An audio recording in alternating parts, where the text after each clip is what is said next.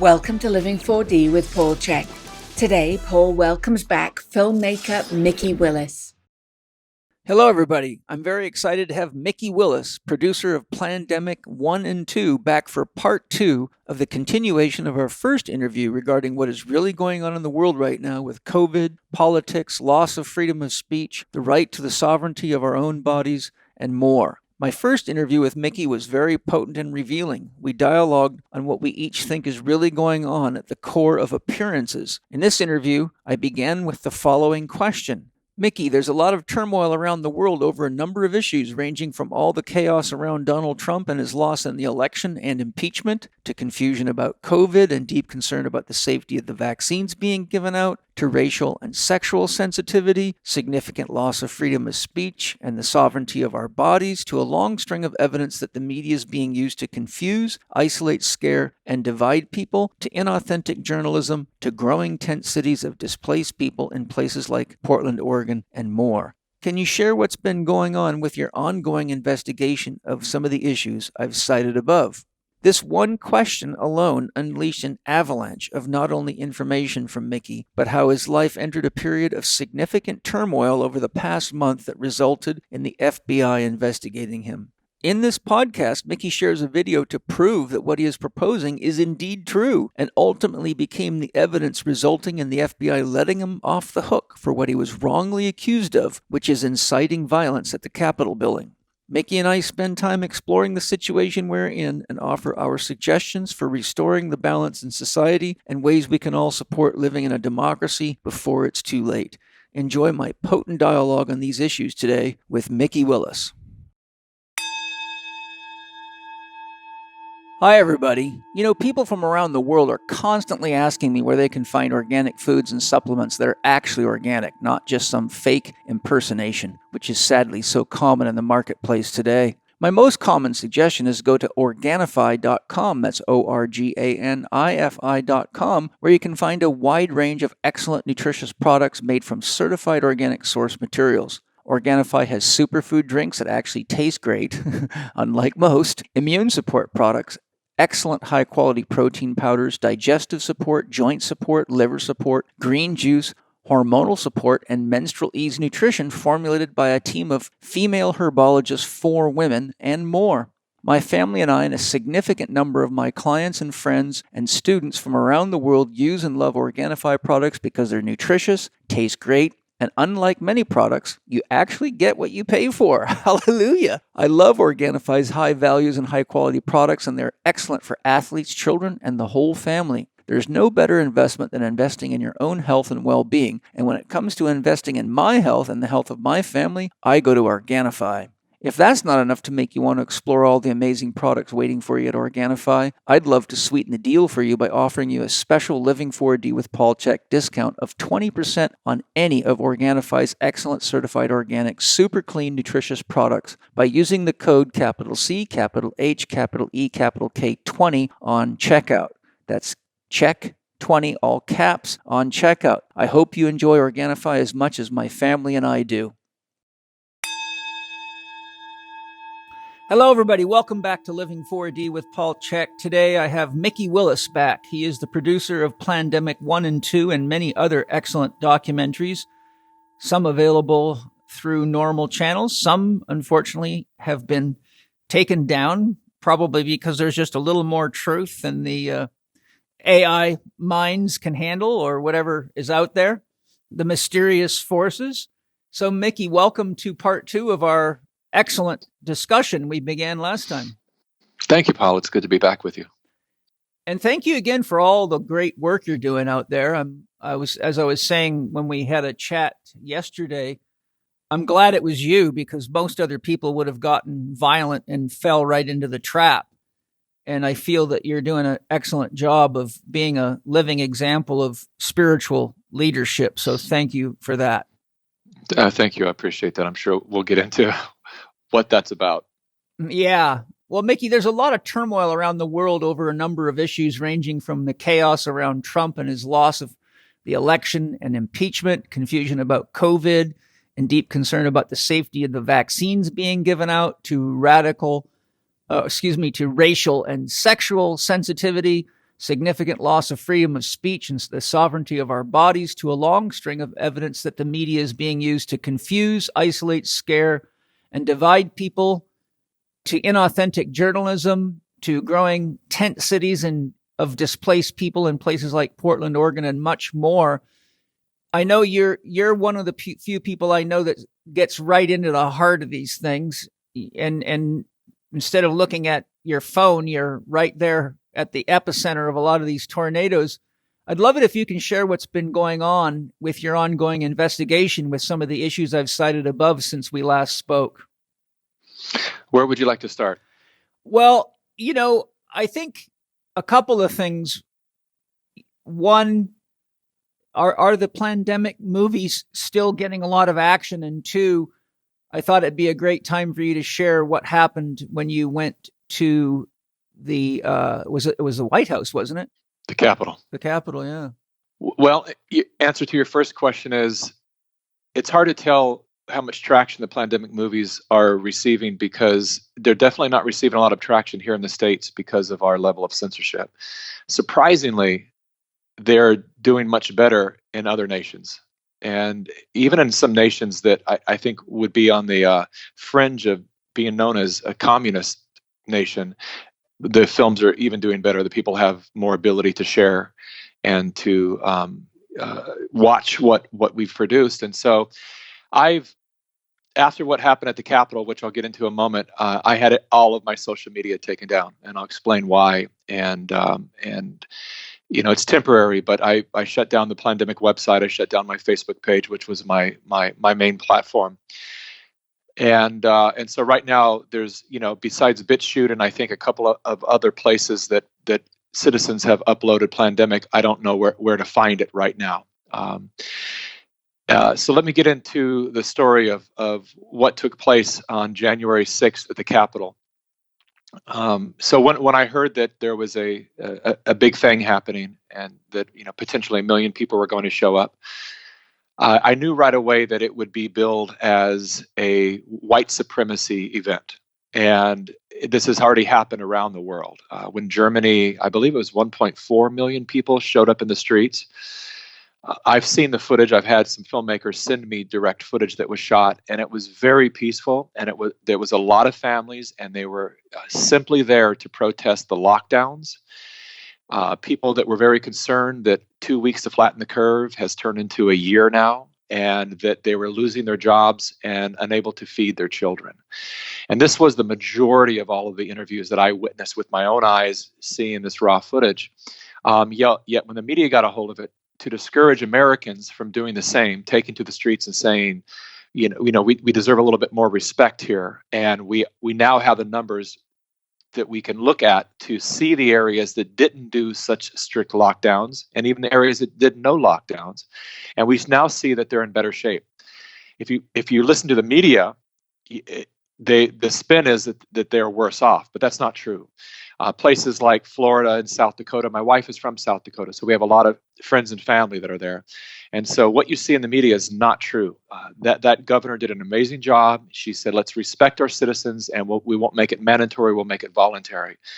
And their economy didn't go down. Their unemployment stayed the same, roughly. And then we have all these other territories, Hong Kong included, some other places that just refused to play the game to that degree and gave their citizens more respect, to be responsible and to understand that there are things that we must do to protect each other, but we're not going to ruin your future. And so I knew, I had heard from all the groups that I'm part of, that there were going to be massive demonstrations and massive amounts of people that were going to be at in DC on January 6th to simply protest and have their voices heard regarding the lockdowns. Nothing to do with Trump, nothing to do with voter fraud, none of that. And so I said, let's go, and I'll film it. I'll make a short film just to show the diversity of people that are there, because the media is going to focus on nothing but white people, and they're going to turn into some racial thing. And while that's there and that's real, and we need to certainly be aware of that,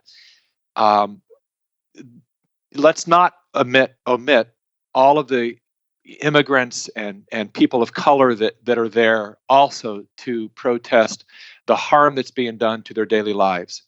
Let's give them the voice they need and the respect they need. So I went there to film a short film to feature just that.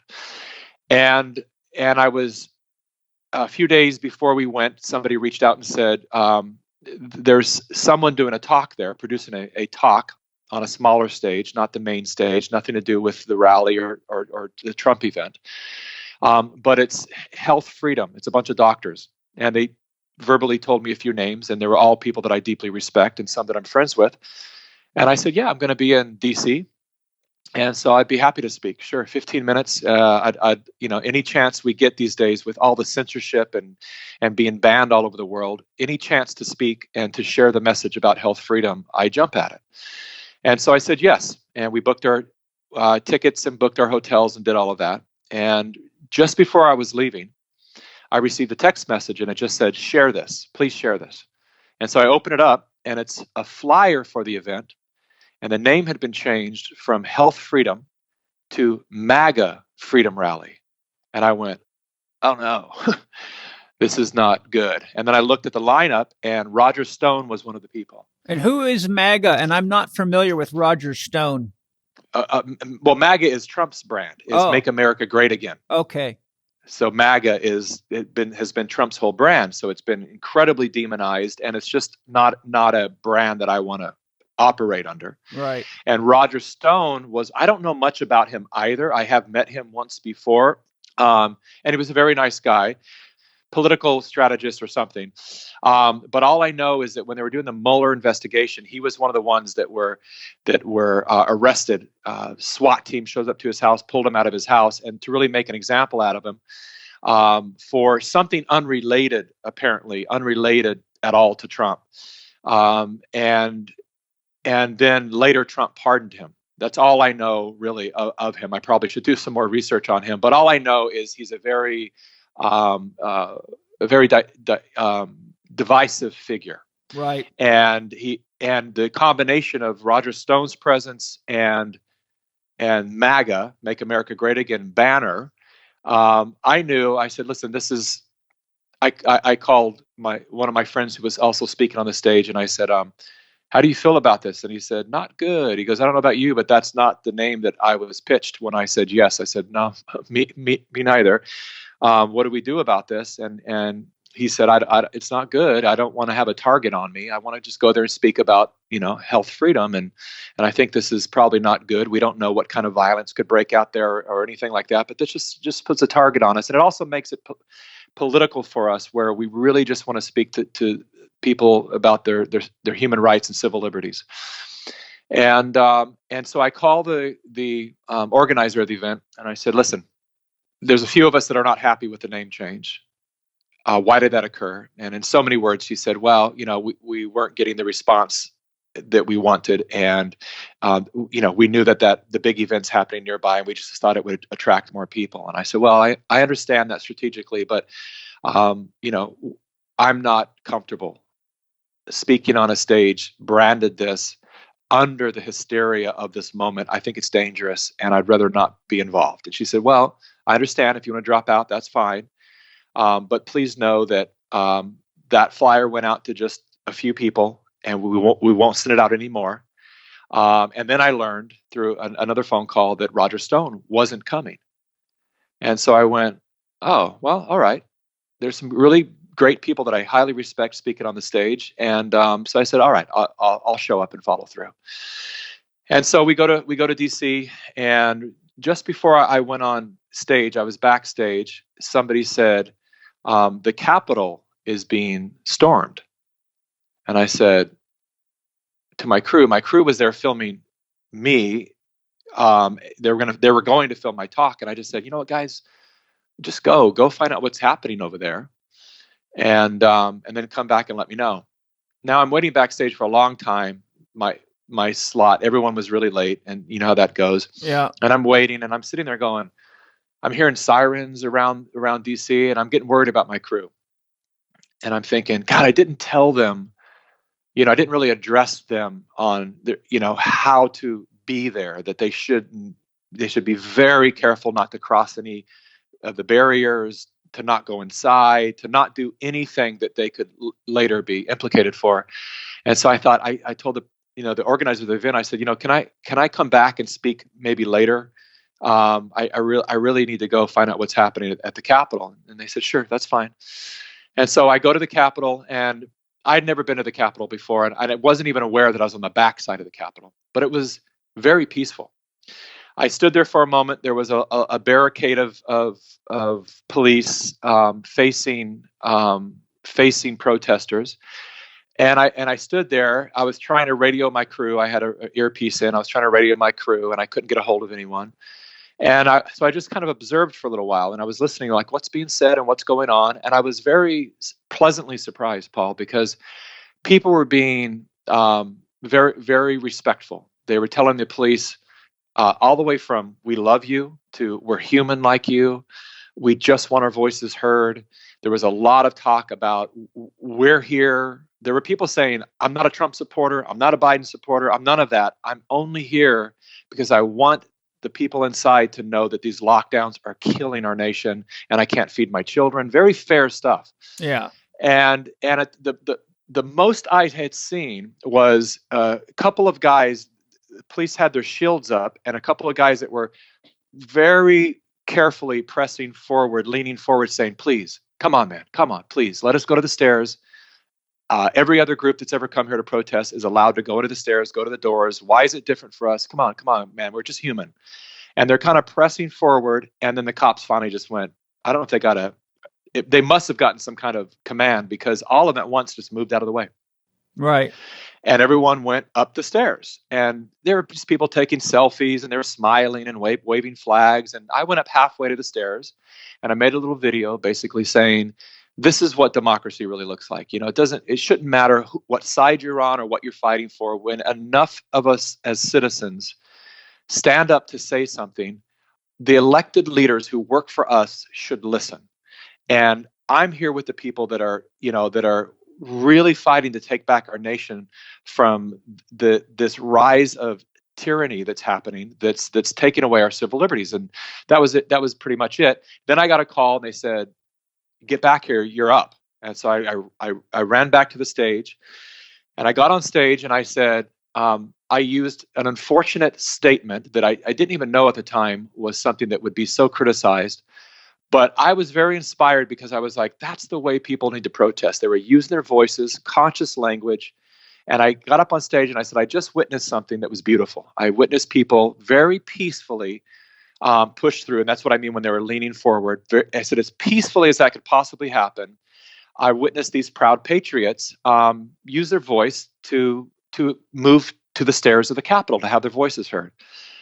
And that line, just me saying proud patriots, has been so criticized. I had no idea it was such a weaponized term. For me, simply meaning people who love our nation and people that were behaving civilly. That's all I meant by proud patriots. What else would it mean? I don't get it. Well, I am being told by people now that it's a racial term, that it has been co-opted by the right, and that it signifies, or it's a dog whistle for white supremacy. And I'm like, this is just insanity. This is not. All of our words are being weaponized, such that mother and father is being pulled out of our lexicon, that, love, God, prayer, freedom, all these things that really, that people like you that actually went to service to fight for this nation care about. People like me who have been an activist for over 20 years. But, apparently in the 4 years of Trump, because a lot of people that were seen as supporters of his used those words, and those words were then demonized, and so that triggered people. And then I do my talk. I'm like, where's my crew? They're not back yet.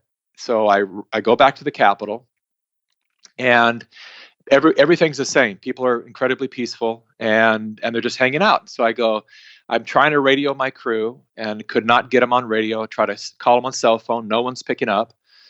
And so I go to the top of the stairs, which is the back door. Now, it's very important for people to know that the front side, I've now seen the video, was crazy. Mm-hmm. Of what was going on the front side. The back side was at least when I got there. I don't know what happened before I got there or after I left, but it was very peaceful.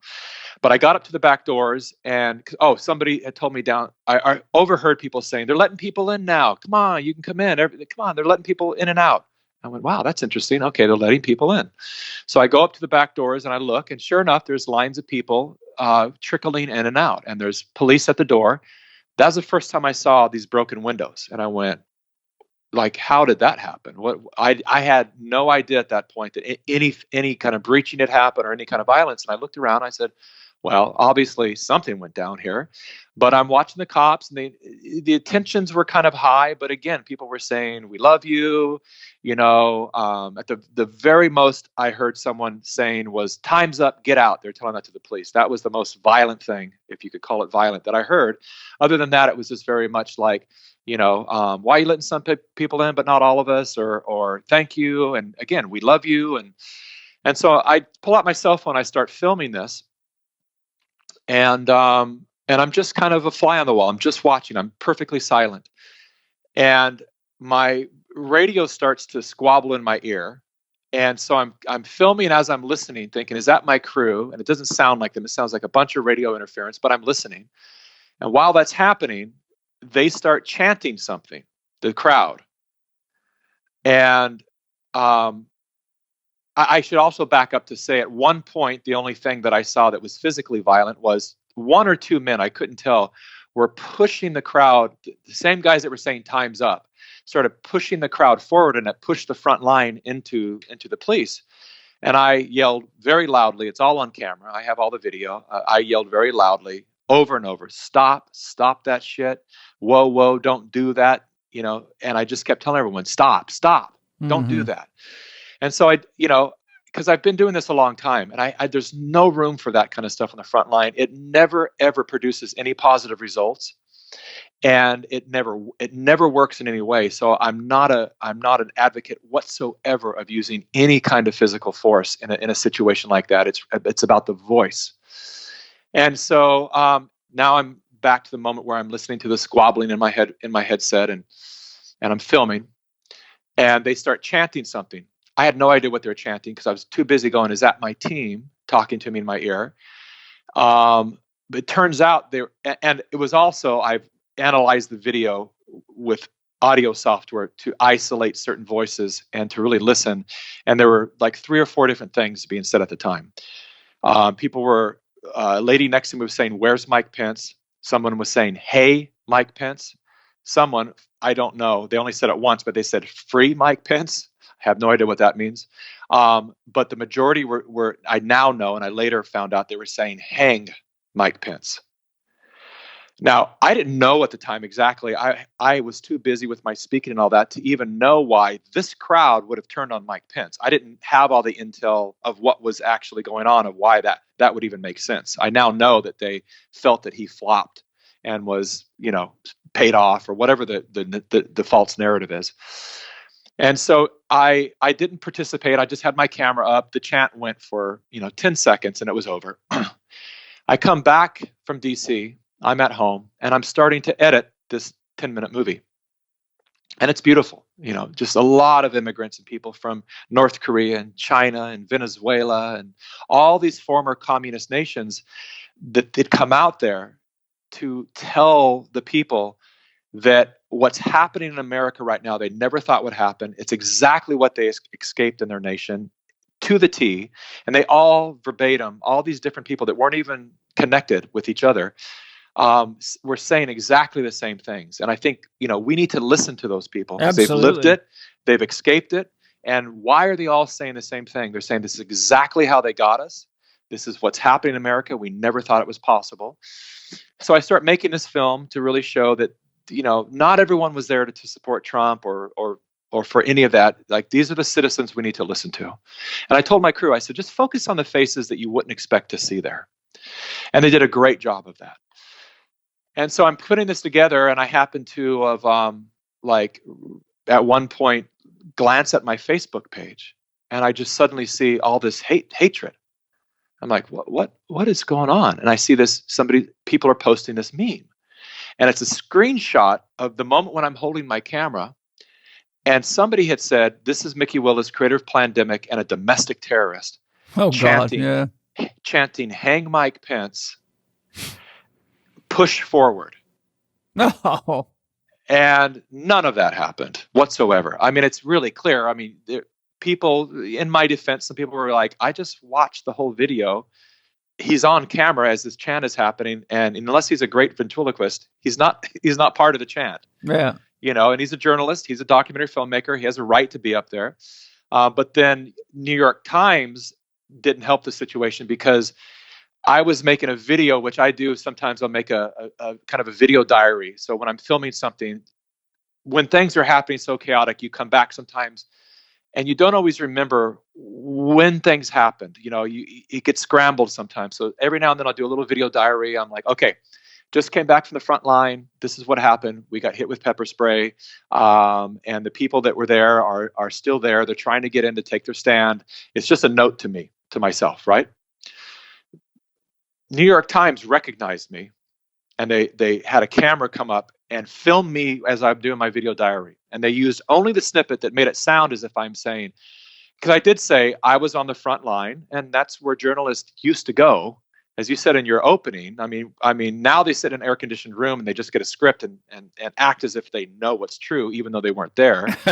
There's several of us who still go to the front line to say, I want to know. And that's what I've always done. I've said, if something's happened in another country, I don't want to learn about it through this corrupt media. I want to go there. Let's go to Bolivia and find out about the fires in the Amazon or whatever it is. Let's go and actually talk to the people on the street and find out what's really happening.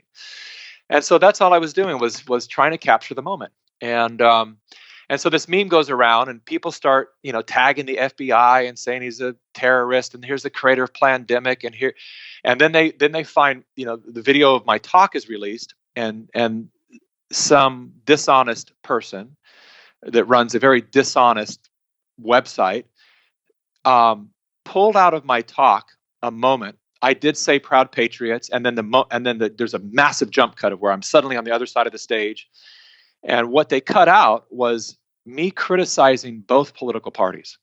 I'm on stage and I say I came from the far left. Now, there's very important. People don't listen to nuance anymore. They don't listen to the language anymore. They only hear what they want to hear. I'm not criticizing all Democrats and all of the left. I said the far left, and I want to be very clear what I mean by that. Extremism is one of the key problems in this nation. Mm-hmm. And so when I talk, I don't like to just lump everybody and say everyone on the right. That's what the media does. And that's just not true. There are some very, very upstanding, honorable people that consider themselves conservative and right-leaning. And there are some very, very upstanding, wonderful people that consider themselves liberal and left-leaning. Did I say right-leaning on the other one? I think so, yeah. But okay, good. What you're saying is, on either side, there's extremists, but there's also good people in either camp. Of course there is. And what I've learned from having interviewed hundreds of people over the past, several years about politics is, this is my belief, my opinion, but I stand strongly behind it, is liberals and conservatives are not really that far apart. There's some fundamental, foundational ideologies that differ. But in the same way that a husband and wife, or any relationship for that matter, they say opposites attract. You can be, how many of us are completely different in some areas of our mates, right? Yeah. But it works. And sometimes that dynamic actually makes it work even better. Well, that's how growth occurs. Totally. And so liberals and conservatives can be in right relationship. But the far left and the far right, we are stuck in a tug of war where we're being pulled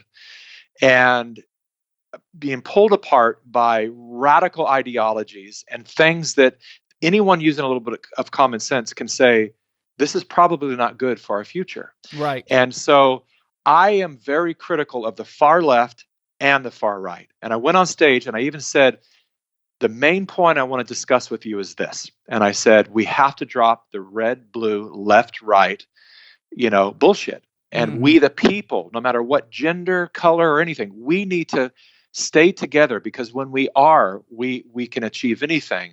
And it's this very small group of people that they often refer to as the elite, which I said I don't think they're elite at all, but they're very powerful and very wealthy. And they're playing us and dividing us so they can conquer. And this dishonest website snipped out all my criticism of the right so that it appeared that I'm just slamming the left. And so, of course, I get all the left calling me a traitor, and so it's traitor, terrorist, and all these things, right? That's suddenly popping up. Isn't there laws against that? I mean, that's really not only manipulation, but as you found out, it sets people up for being a target. I mean, there are libel and slander laws, very clear laws, and some of these people are going to know exactly how powerful those laws are very soon, because there are some people that we're going to go after, and we're going to simply say, take down your post, start there, and after we show you the facts, retract your statement. Yes. And if you don't, we're gonna come after them legally.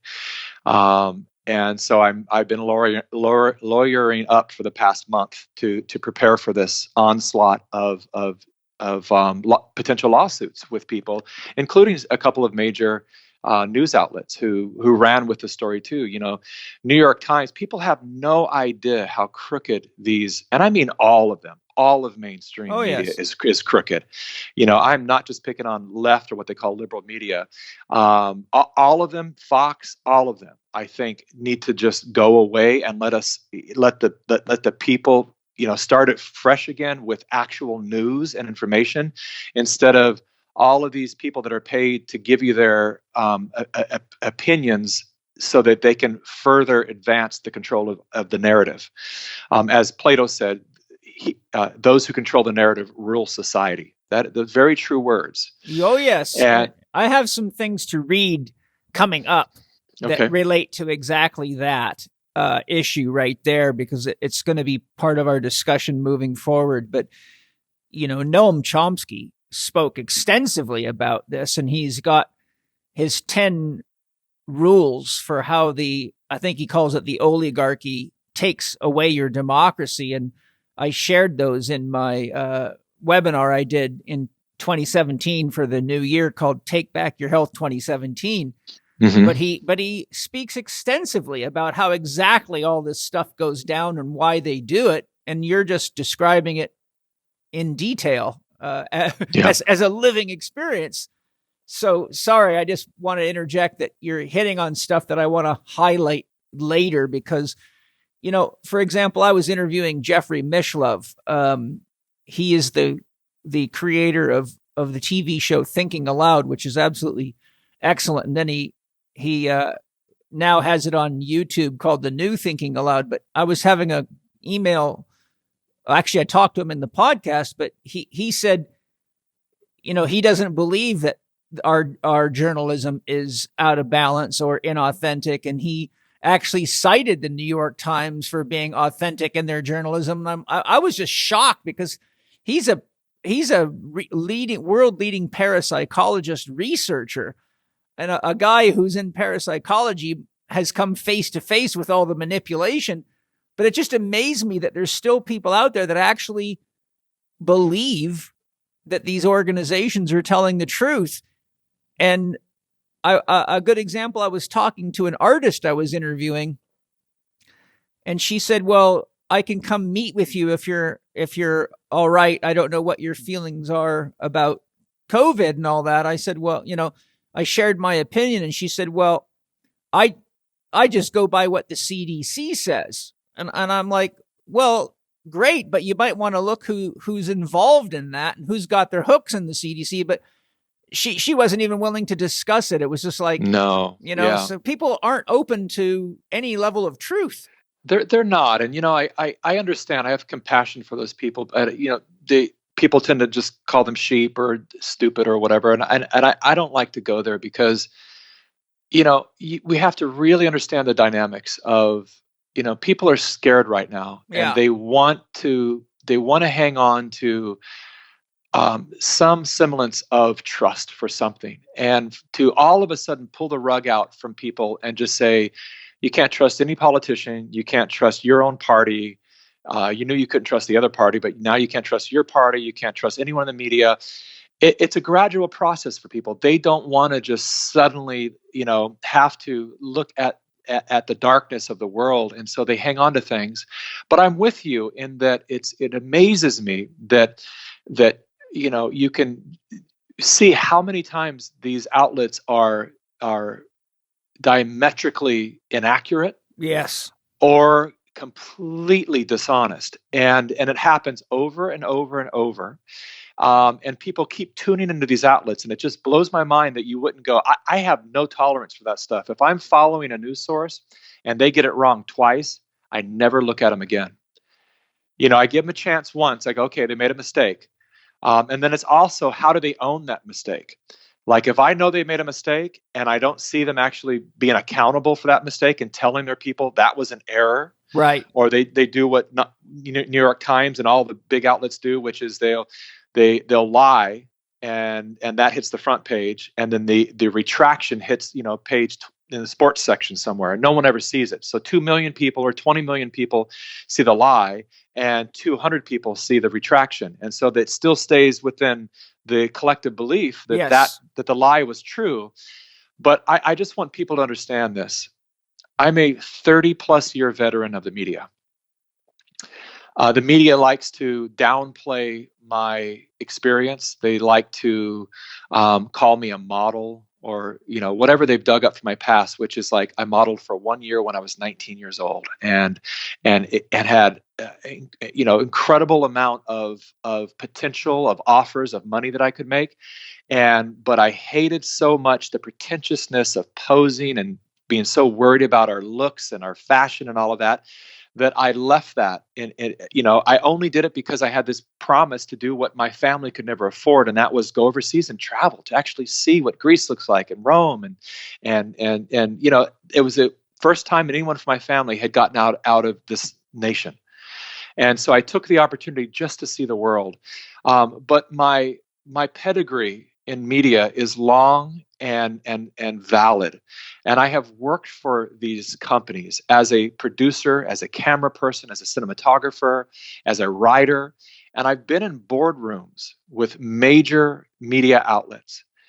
And they've gotten worse, because I'm talking 20, 15 years ago, they were even bad then. The way that they would create a story was not based upon what are the facts. It's how do we get their attention? How are we the first?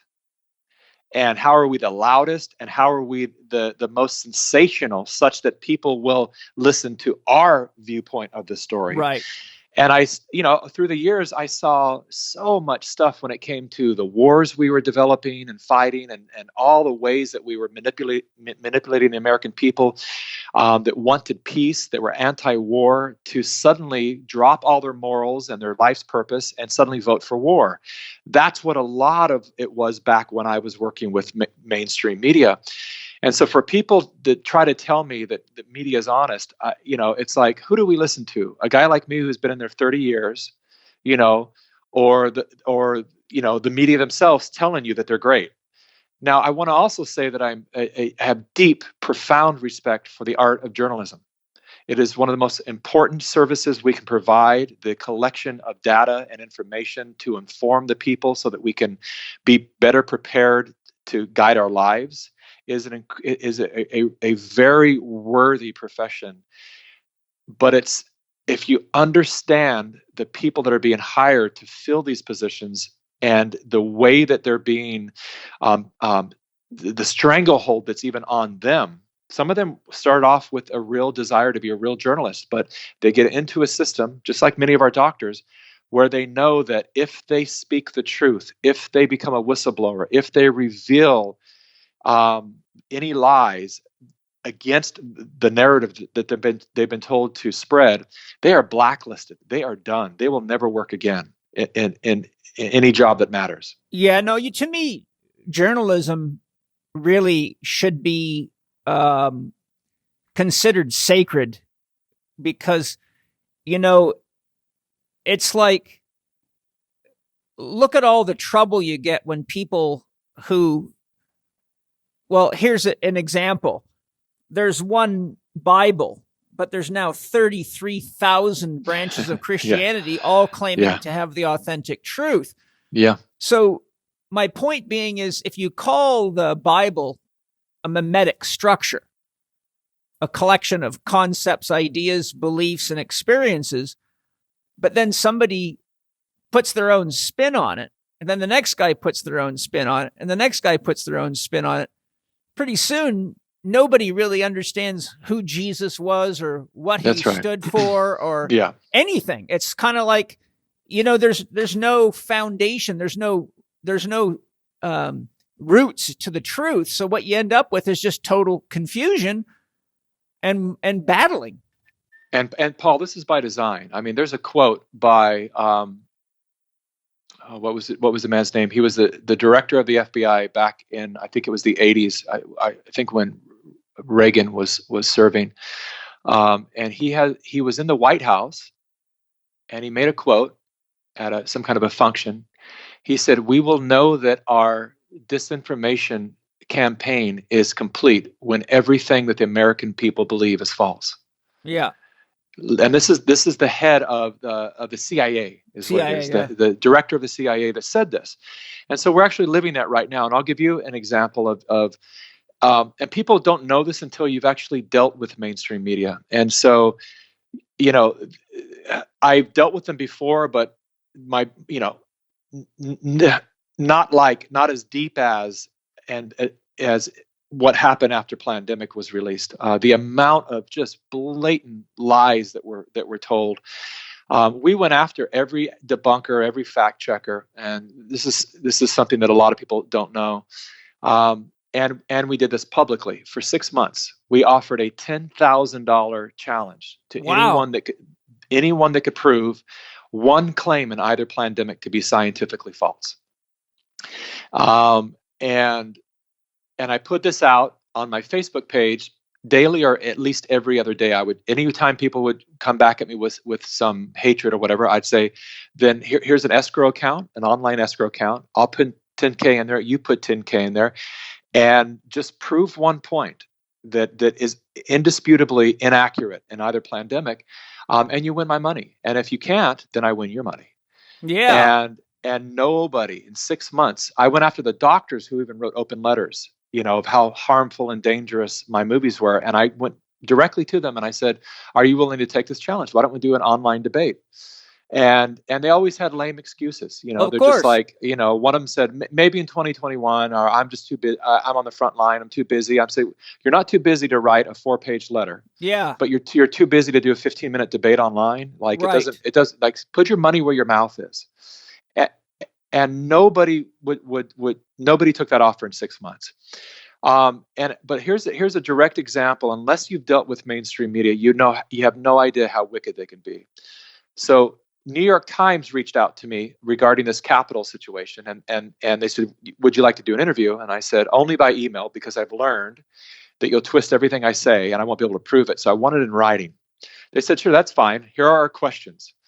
And so of course, I have to address the question of, or the idea that people were saying online that I went into the Capitol. I went into the Capitol because they're trying to get me arrested. And pretty much everyone who went to the Capitol had some kind of charge against them, even though clearly, like, if you've seen the video online, there was a moment where they opened the doors and cops are lining the hallway and they're saying, come on in. And people are being guided through velvet ropes, just like a guided tour, all the way through the Capitol. And so it's really a terrible thing that some of these people are being charged with trespassing when they were invited in. Right. And those would probably go away and be dismissed, I hope, because it's just a travesty that people would even have to face that kind of legal action.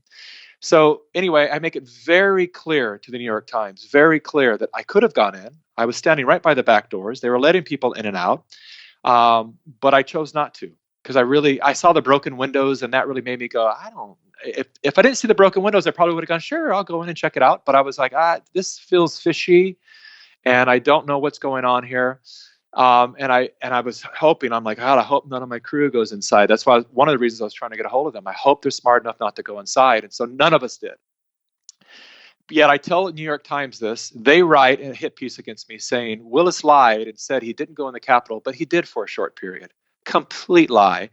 And it's obvious because the FBI has released screen grabs of everyone that was caught on surveillance video inside the Capitol. And you see these, these posters of all these faces, and I'm not on there. And but New York Times wants to say that. Then Vice does a hit piece on us, and they get everything wrong. They're trying to set up this narrative.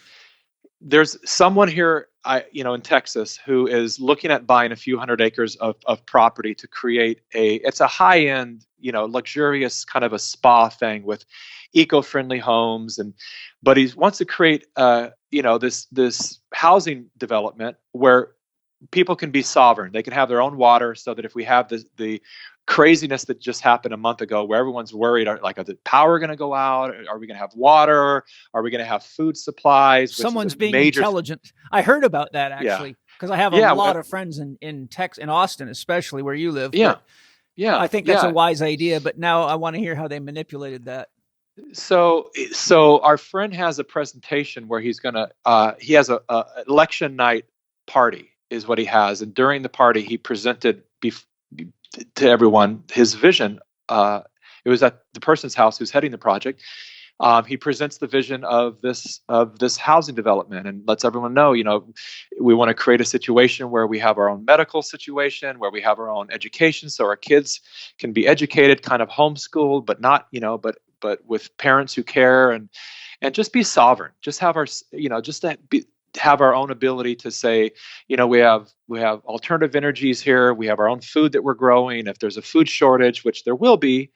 On a side note, it was just revealed that Bill Gates is now the largest owner of farmland in the U.S. Why would that be? Because the man's going to control the food supply. Watch what happens in the next few years. Yeah, I know all about that. That's why I encourage you to read Oneness versus the 1% by Vandana Shiva, because she opens him very thoroughly, and I think everybody needs to read that book, Oneness versus the 1%. Everyone needs to understand what those few elite people are really up to, and why they're gobbling up all the land. Why China's buying millions of acres of land. They're buying the Bahamas. They're creating a military base there, and they're offering 5 to 10 times more than any of these properties are worth. So people are selling it to them, and we need to pay attention to this. It's a very serious thing in this nation. Yes. But back onto the Vice piece. So we show up. A friend is saying we're going to have an election night party, and then he presents.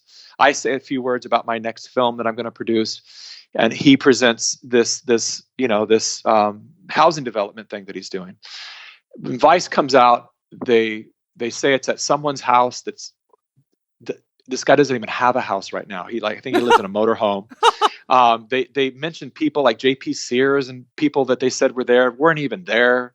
They make it a big deal, and it's all because Marla Maples, who used to be married to Trump, was there, and she is a wonderful person. I met her about 12 years ago.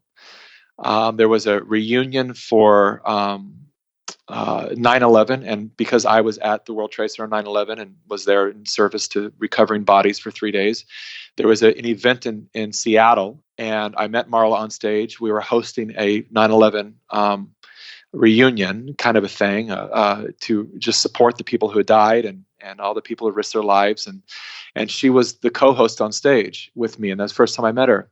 And we maintained a friendship ever since. I didn't care who she was married to or what. I just know she was an incredibly kind, sweet, compassionate person.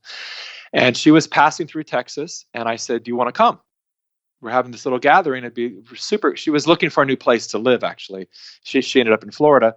But I said, "You should come. It's a great way to see the caliber of people that are here, very diverse, different political backgrounds, but really upstanding, loyal, good people." So she shows up to the party. And the person whose house it was had said, "Marla, do you want to give some kind of a prayer?" So Marla got up and she said a prayer. And now keep in mind, she has a daughter with Donald Trump. Mm-hmm. So she was saying a prayer for the father of her daughter. And I'm sitting there listening to it going, it's beautiful. But at the same time, yeah, it's like what she is standing for might appear that that's what this party's about. So I took it upon myself when she was done to say, that was beautiful. Thank you. And I just want everyone to know we're not all here praying for Donald Trump. We're here praying for our nation. And I made that super clear. And so I just want to be clear, because I don't want to alienate anyone who might be here who might, not, not want to be associated with that, but to know that we're here to hold the space for the best outcome for our nation. And I don't remember what else I said, but that was really the gist of it. And it was a beautiful event. And so Vice had turned that into this whole thing with all these conspiracy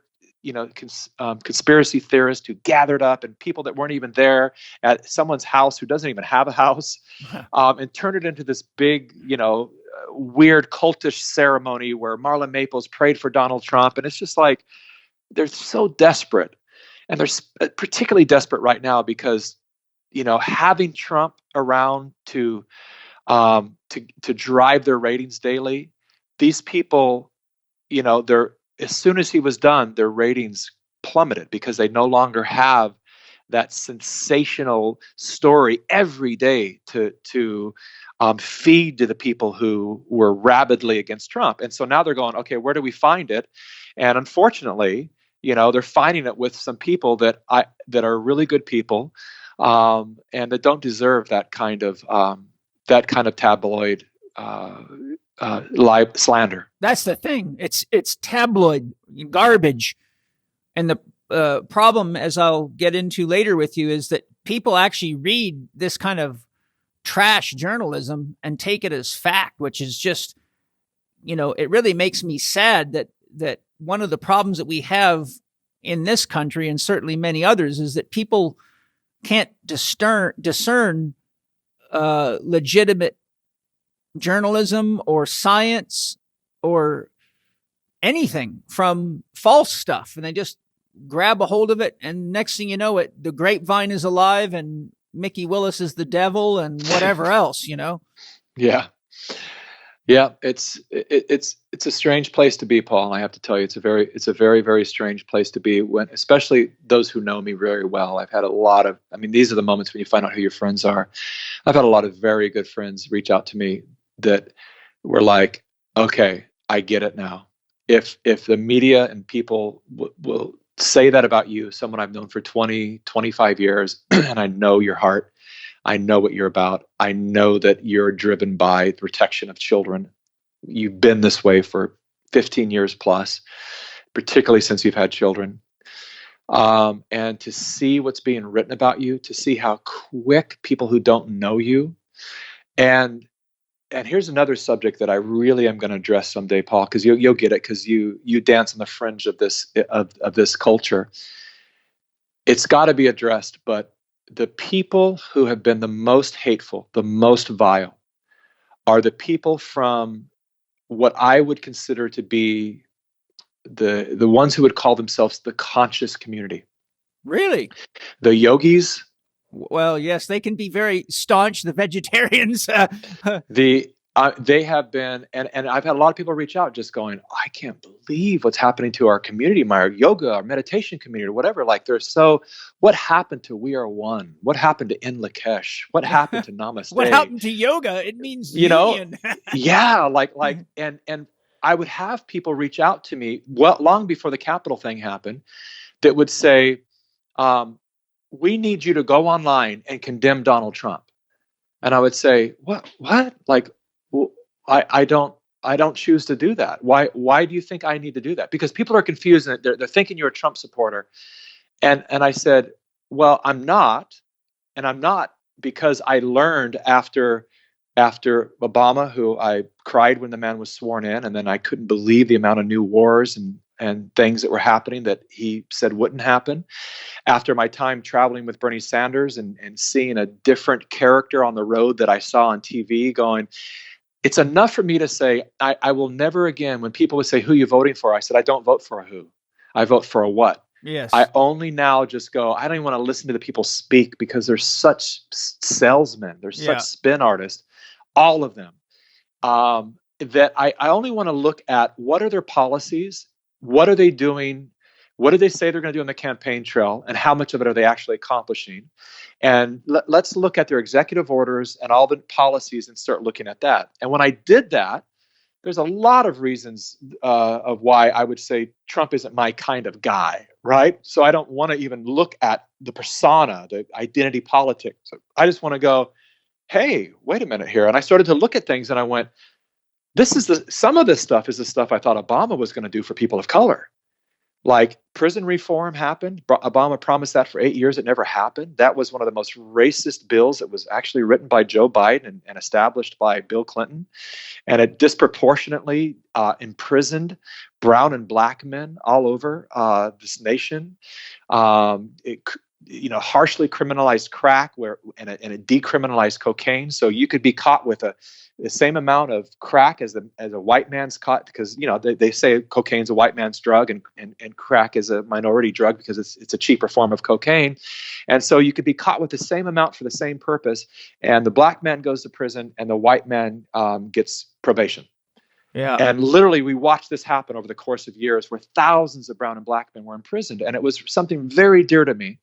And he did that. Now, he probably did it for ego reasons, just to spite Obama and to show that it was possible, but it doesn't matter. It was done. Then there was these other things about, school choice and busing kids out of troubled neighborhoods so that they could have the school and education of their choice. And that's wonderful. And then there was the act, what was it called? The opportunity zones, where he incentivized people with money to invest in inner cities and places that were, known as ghettos. There were a lot of things that I went, if I'm just looking at policy wise, those are really great. I'm really happy that this man did that. Mm-hmm. There were even a couple of environmental policies like the Trillion Trees Act, which we've always said as environmentalists, it's like, why don't we get busy planting trillions of trees? They're the things that suck down the CO2 and the carbon and like plant more trees. And so he actually did that. Then he did the Save Our Seas Act and started putting millions of dollars annually into getting the plastics out of our oceans. And I went, I can't, while there's many things I don't like about the man, I don't feel the need to go out and criticize, because everyone in the world is doing it right now. I'm just not going to I'm very cautious, and I don't even say I'm support him. But I'm looking at actually what's happening here, and I'm saying, I'm going to practice that thing that I learned through all of my spiritual practice, which is to walk the talk. Yeah, and amen. Thank you. I'm not going to go out and slander another person, even if he's worth slandering. And I'm not going to amplify all this hatred. And so people kept asking me several times. People reached out and said, "We need you to go out online and condemn Donald Trump."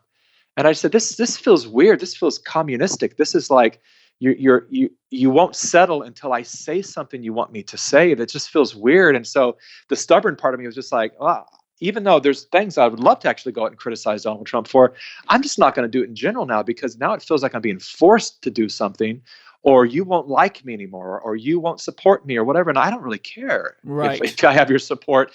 So it became a very strange thing, Paul, that there was so much pressure on this, and people would say, well, your film is clearly QAnon shared your film and made it viral. And I'm like, I don't even know anything about QAnon. I've never followed QAnon. I've never read what they call a Q drop. I had one researcher, part of my team, that did very much follow Q, and he would constantly say, "You need to read this." And I'd say, "No." And one day he said, "Why won't you read one thing?" And I said, because it's an unverifiable source, first of all. Mm-hmm. And I'm very, very strict regarding my research protocol. And if I can't verify who is saying this information, I don't pay any attention to it. Secondly, I want to be able to say honestly, when people say, "Am I a Q follower?" that I know very little about it. Right. And I used to be able to say I know nothing about it, but now just from people talking about it and all of that, I get the general concept. And I saw some, I don't know if I want to call it a documentary, but some documentary that featured a part in it. And I thought there was just absurdity around a lot of the Q stuff, but whether it's true or what, I don't know. But I said, yeah, if anything's going to be a psyop, to really confuse people, it's this anonymous stuff. I don't like when mainstream media does it, when they're like, anonymous source says Mikki Willis is it's like, who said it? Right. And if they're not willing to step forward and say it, then don't use their information. And so I've never followed Q.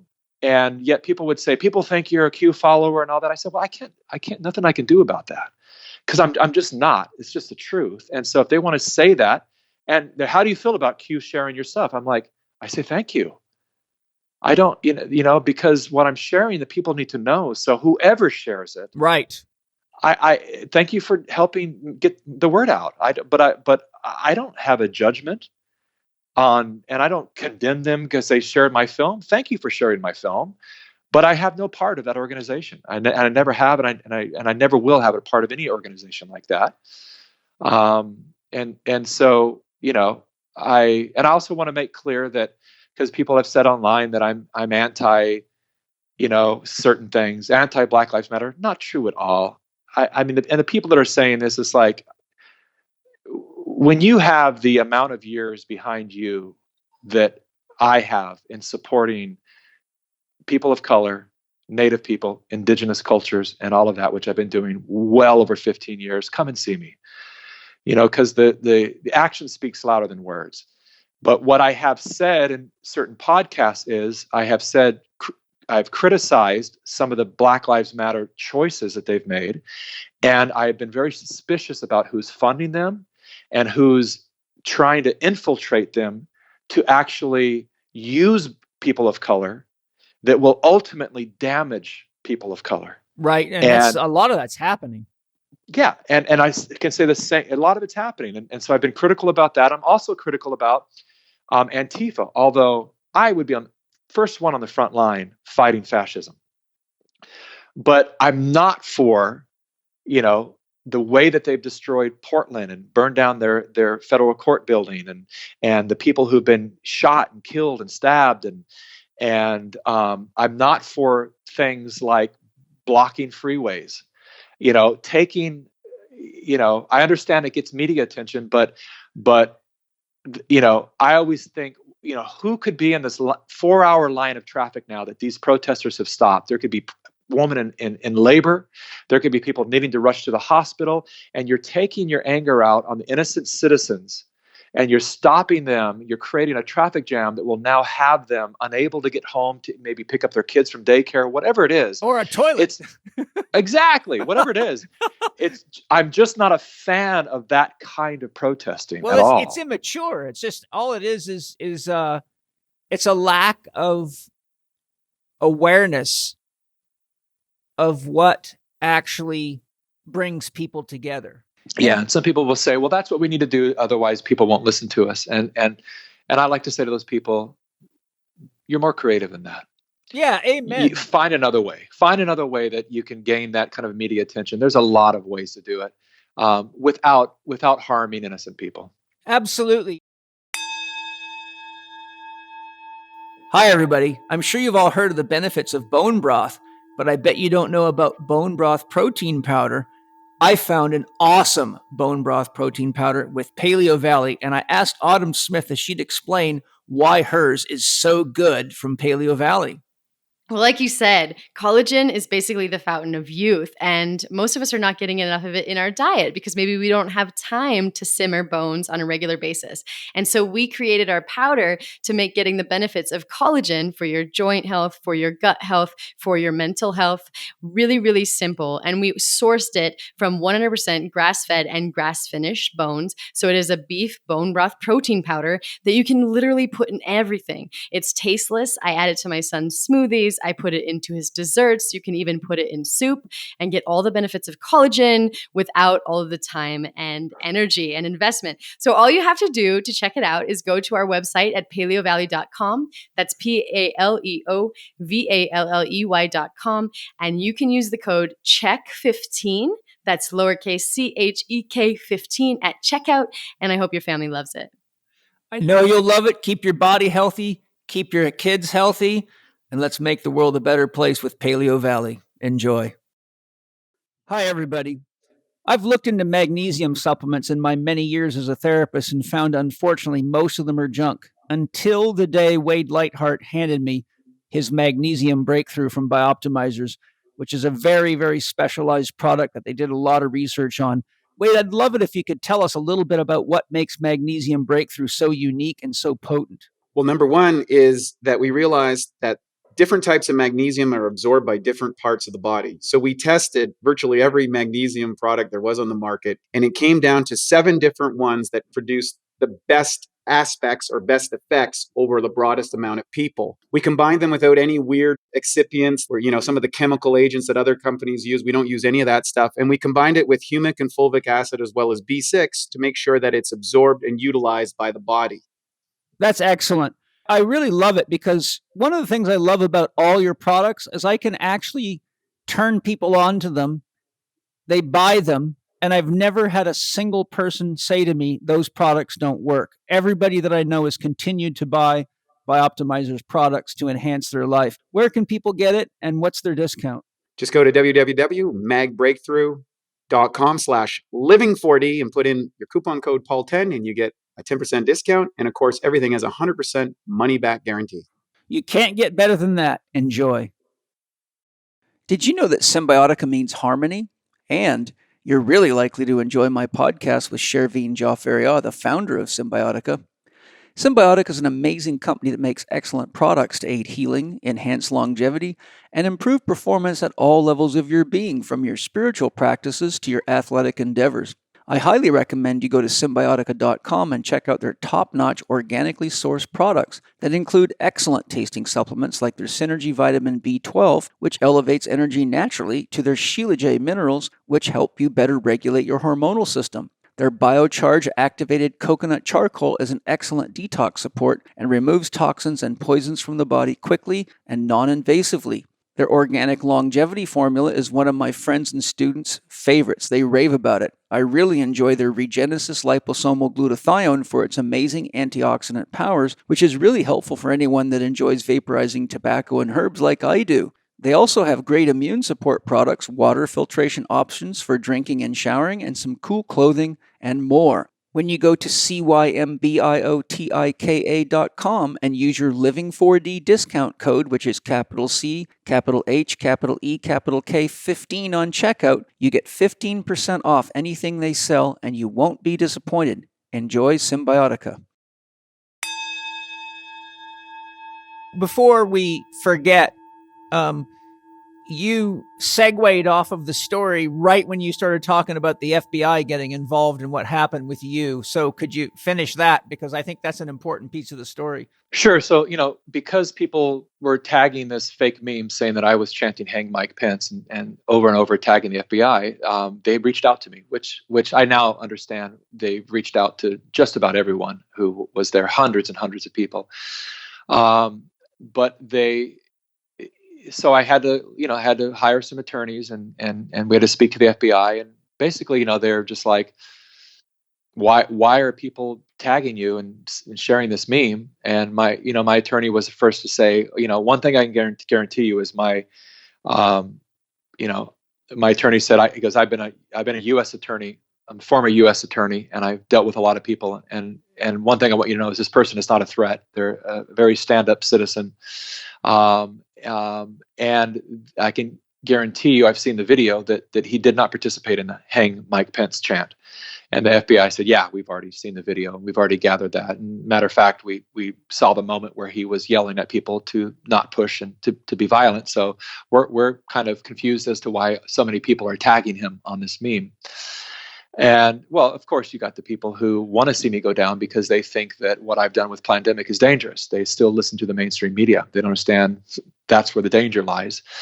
And so, but then the FBI, said something interesting to my attorney. He said, we also want to know his purpose for moving to Texas.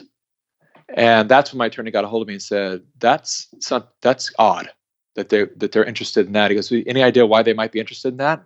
And it took me about a week, and one day it just hit me like a bolt of lightning. I went, oh, I did a podcast where I mentioned this housing development because I was basically, in the context of this podcast I did, I said, well, there's a lot of there's a lot of beauty happening as a result of these lockdowns and COVID and everything. I said, and I think we'll look back on this in a few years and we'll understand that it was a great awakening. And I said, for example, like there's this housing development that's being created here, and there's all these parents and these people are doctors and lawyers. It's very, these aren't your run-of-the-mill trailer park people, and they're very serious about creating an environment where they can ensure that their children will eat and be educated and all of that. And I said, that's a real promising thing. I think we're not this group that's doing it here is not the only group that's doing it. It's going to pop up around the world where people understand that they need to be off the grid that the government owns, because now we see, for years, Paul, I've been scratching my head as an environmentalist because I learned that all these different territories around the U.S.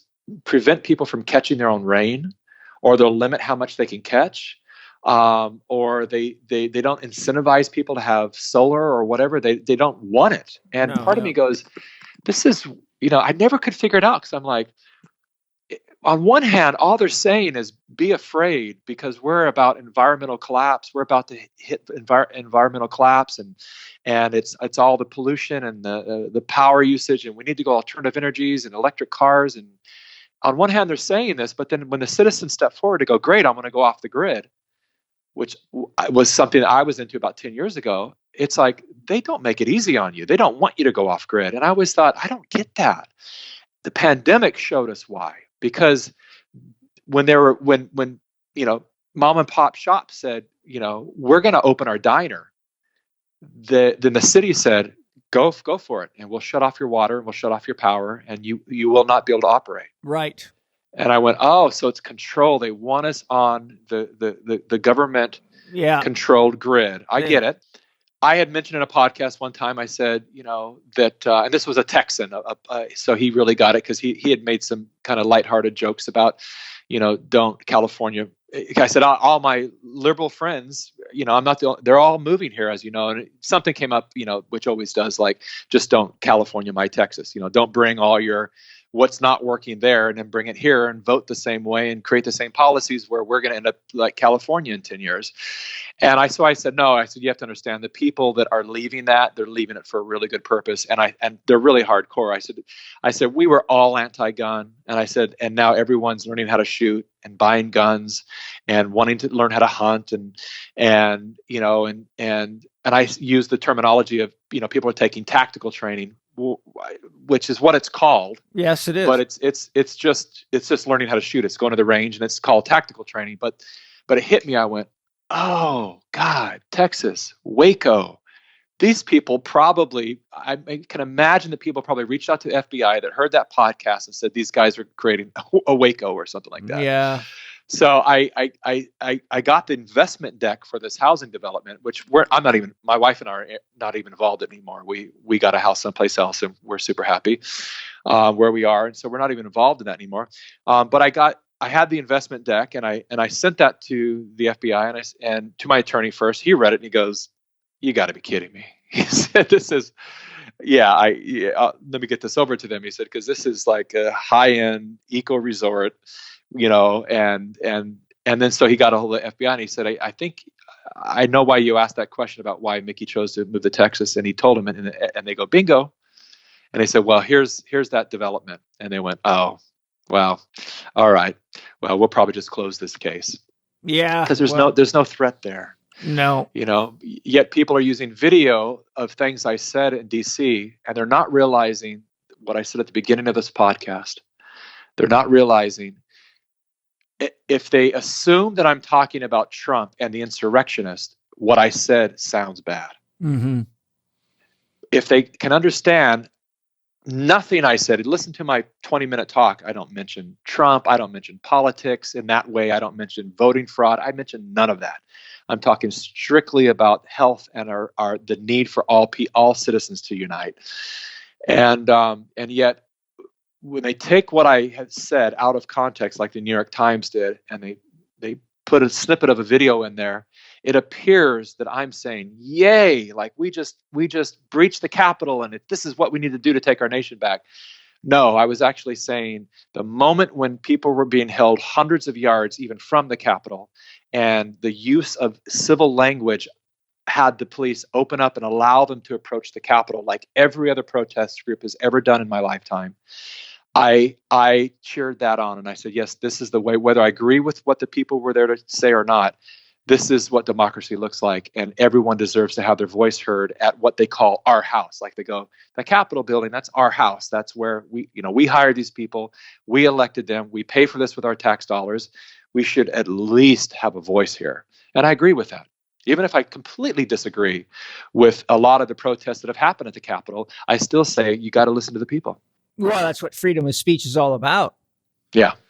I was going to read this later, but because you have a limited amount of time today, where it was going to come in my outline is a little later, but because of all this discussion on the media, there's something I want to read, and I've been studying this type of work for many, many years in my career, but I'm doing some research for my new book right now, and I'm reading a book called Egregores, the Occult Entities That Watch Over Human Destiny.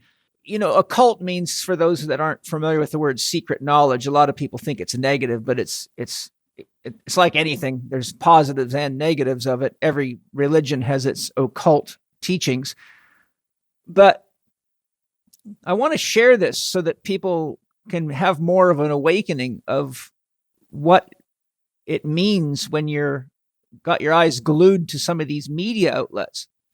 So an egregore is a thought form. So, for example, if someone is a white supremacist, then they're all acting under the thought form that encapsulates that ism or ideology. Nazism was under the egregore or thought form called Nazism and contains all the beliefs and behaviors inclusive of that ism. So here he says, egregores can be as simple and familiar as the icons of patriotism, such as the uniformed soldier, the singing of the national anthem at a football game, the political rally or speech with the candidate or official surrounded by flags. Arlington Cemetery, the Washington Monument, the Jefferson Memorial, the White House, or the Capitol.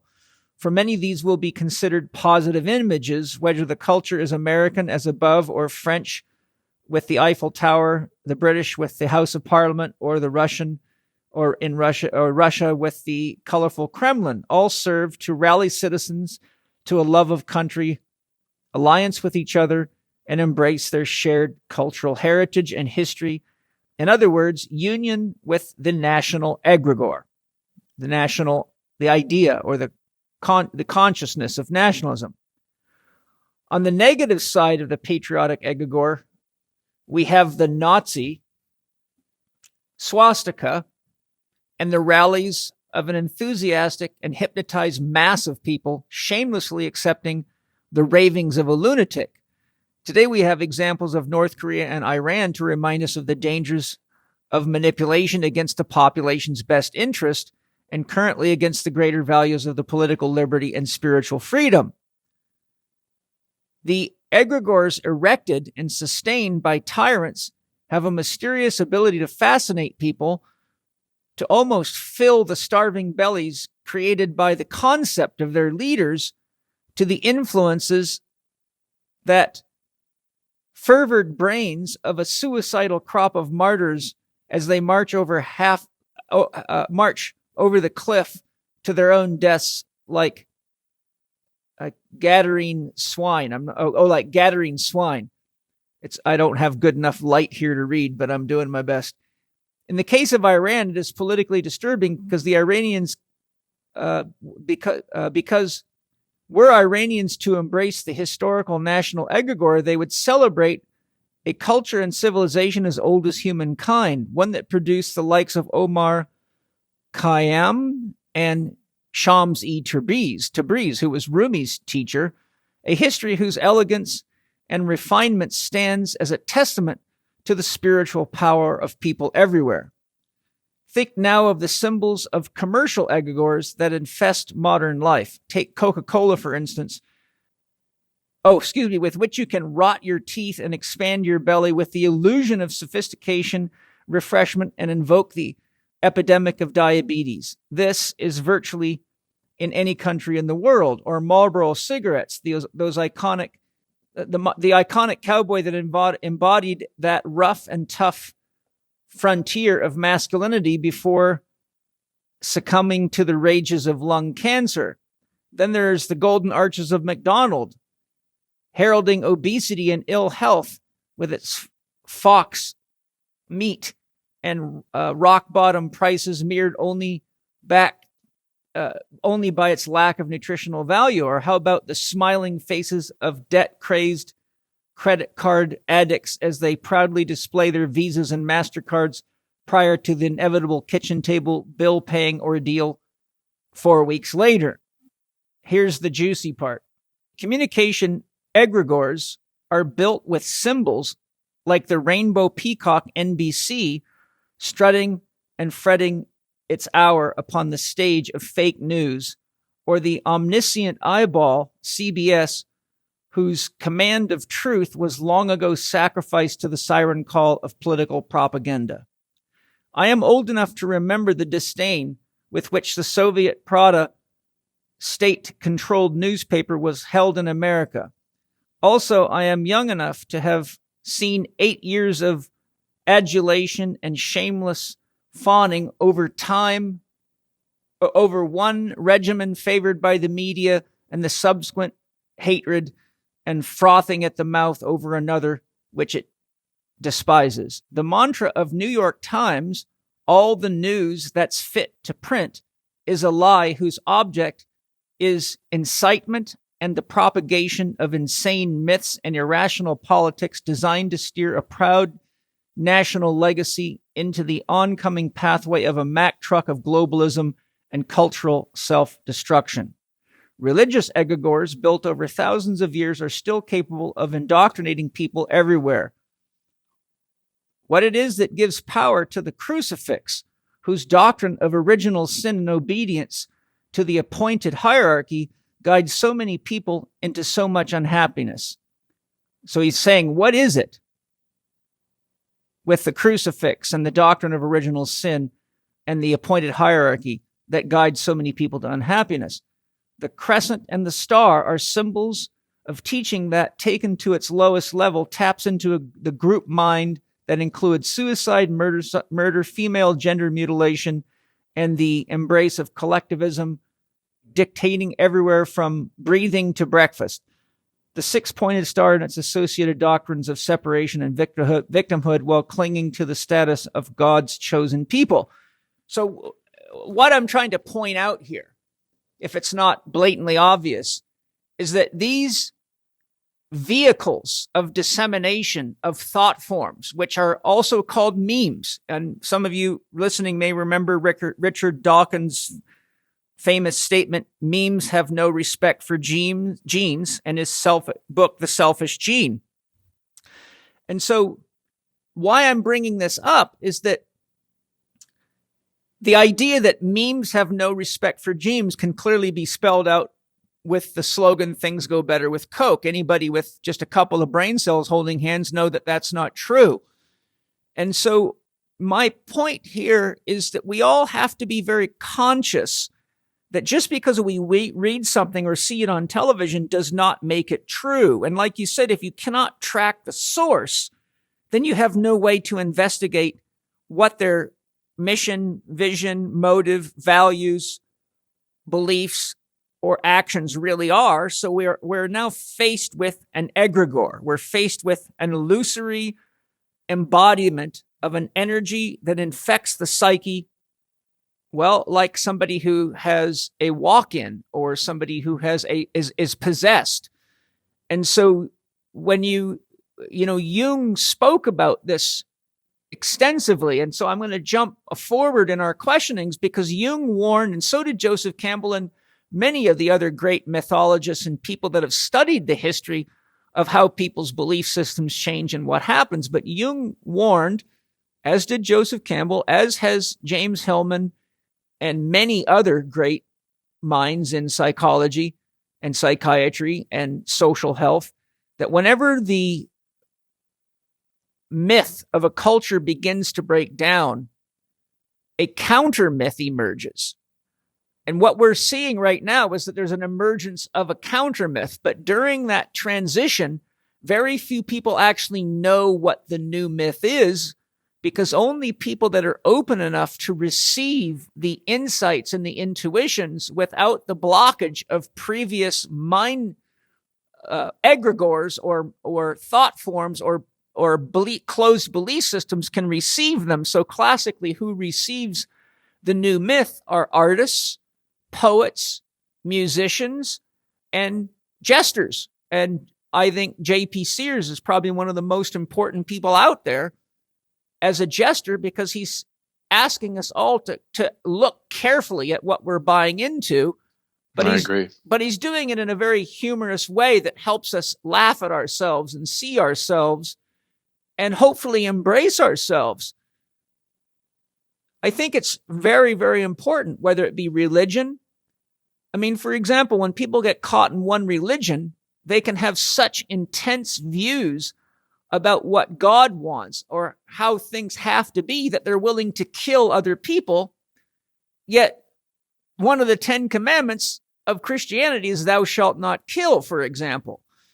So what happens is people actually get so much in this unconscious fervor, they start going against their own belief system and destroying other belief systems, not realizing that they're doing everything but what the founder of that religion would have wanted them to do. For example, Jesus Christ in this case. That's right. So I just am sharing this. Sorry, I'm not very good at reading out of a book, and my wife has all the shades closed in here because when the sun shines through the window, it washes me out. But I think it's time for us all, having listened to you, Mikki, to realize that we have to be more discerning. So Mikki, if you could share a few thoughts as an investigative journalist, what are some tips you can give us all to help us have more of a filtration system that's healthy so that people can walk away from this conversation saying, okay, here's a few key ways I can analyze a piece of information to determine whether or not it's worth investing any of my conscious energy or my sense of needing to protect, defend, or support or otherwise? Yeah, thank you. It's a really great question. The thing that I do when I ingest information is I have to be aware of my own biases. Of course. And so, yes. and the way that I can detect those biases is how do I respond or react emotionally when I receive the information. So in other words, I'm reading something and I go, yeah, that's what I wanted to hear. And I have to go, oh, okay, be careful now, because now yeah. I'm now driving my inquiry by what I want to feel and hear. Yeah. And I have to be careful with that. I have to step back a little bit and go, if I were to learn that it was the opposite answer, I wouldn't be as excited. So I have to be careful now, because now I've just identified, like, I really want it to be this answer. And what we typically do, because everything we do in life, I mean, really everything we do in life, it's kind of like, the whole rat park experiment where it was like the rats hit the levers and get a little dose of cocaine or sugar or whatever. They go till they kill themselves. Yeah. Yeah, exactly. It's like we're constantly looking for a dopamine fix, right? So it's why we love food. It hits our taste buds, and it's like we want yummy food, sex, entertainment, movies. We want to be drugs, all of it, right? And so we want a dopamine fix. And so one of the things that we receive that fix from these days is confirmation, right? Mm-hmm. They call it confirmation bias. So the moment we go, I knew it, they were wrong and I'm right, it feels good, mm-hmm. right? I have the data and I can prove them wrong. And I always have to be careful with that, because I always have to go, okay, look at how much of me now is in this message that I want to serve. And I need to step back and I need to find some kind of balance and collect myself and stay open to the idea that even though this answer feels good, let me now go to the other side and find the other answer. and really weigh them together without any kind of emotional reaction to really get to a point of going, maybe the truth is somewhere in the middle, or now that I've read both sides, that thing I want to be, the answer I want to have is actually probably not it. It's the one I don't want. And let me be honest enough to know that every time I share honestly, whether it supports my view of the world or what I want or gives me a dopamine fix or not, I'm actually helping people and I'm helping myself. And so we have to be careful. We tune into these news stations, as we said at the top of this podcast, kind of being blown away that people still are tuning into these news stations. But the reason people really do it is because they're getting a dopamine fix. They know they lie, but they want to be lied to. So it's kind of like, keep lying to me, because that lie feels good somehow. It gives me some kind of security in my realm to feel like I'm on the good side. I've made good choices. I'm safe. I'm with the side that's winning. That gives me security. Whatever it might be, instead of just stripping all that away and saying, I want the truth. I want the truth no matter how it feels. I want the truth no matter how it appears or sounds or any of that. I just want to know what's actually happening in my world, because I know as a father that I can't help guide my children through this very precarious experience we call life if I don't have some idea of what is false and what's real. Right. And so I take being a father very seriously. And I want to know what's real, because I want to be able to tell my kids what's real. So when they merge into the world, they're very young right now, but when they merge into the world, they have some idea of which direction to head, where their dreams are, where their passions are, where the dangers and where the safety lies. And so in answer to your question, I think people need to in the same way the media needs to drop this, we want to be first, there's always about being first. Instead of it being so rapid, slow down a little bit, hear what they say. And there's an old, you might even know this little fable, but there was a fable about I remember it was somebody's child went off to war. They got Yes, I do know. Lost a leg, and Yep. Basically the fable always comes back to the father saying, "Perhaps." Where he said, "Is that so? Is that so? Is that so? Yeah, exactly. Your son was lucky. He broke his leg and he didn't have to go to war." And his father says, "Ah, is that so?" And then his son has something else happen to him, and his father says, "Ah, is that so?" And it comes full circle. Exactly. Until you realize that all the things that you could have easily jumped on to say, that's good, later turn out to be not so good. The things that looked good turn out to be, or that looked bad turn out to be good. Right.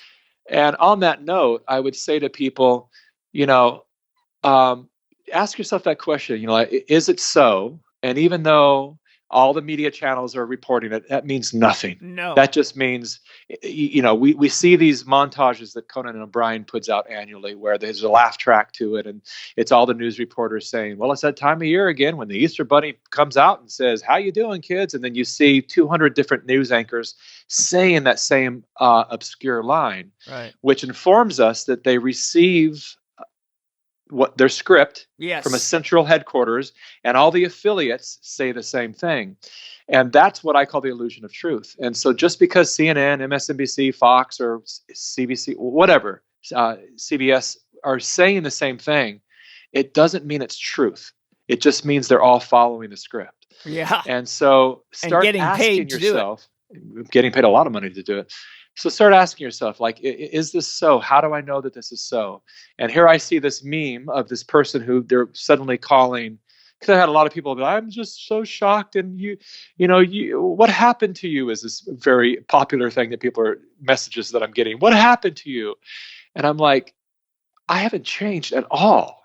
I've grown, I've evolved, but the stuff I used to be recognized for as a liberal dad a very liberal dad that made a video in 2015 that was like, I don't have control over my kids' sexuality. They're going to choose whatever they want to choose. And I just want them to be happy and loved. And I made this video that went super viral about allowing my boys to play with Barbie dolls, because I'm like, look, let them explore whatever they're interested in.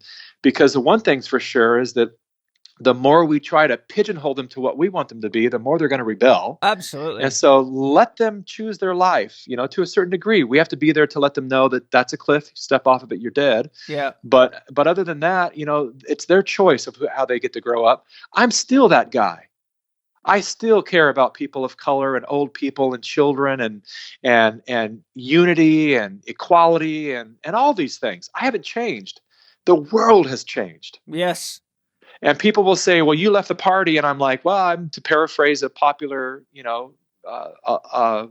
line, cliche is, no, the party left me. Yeah.